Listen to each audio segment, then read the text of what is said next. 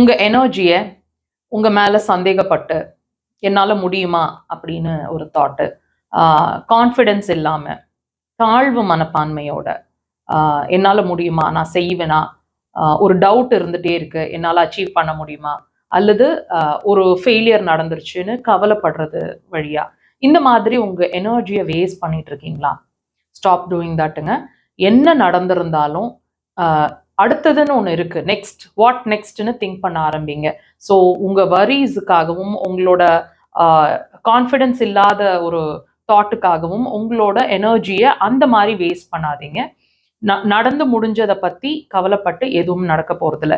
What நெக்ஸ்ட்னு மட்டும் யோசிச்சு உங்களோட அந்த எனர்ஜியை பாசிட்டிவா என்ன செய்ய முடியும், அடுத்தது நம்ம வெற்றி பாதையில போகிறதுக்கோ வெற்றி அட்டைன் பண்றதுக்கோ என்ன பண்ண முடியும் அப்படிங்கிறதுக்காக அந்த எனர்ஜியை யூட்டிலைஸ் பண்ணீங்கன்னா கண்டிப்பா ஒரு நாள் நமக்கு சக்சஸ் கிடைக்கும்.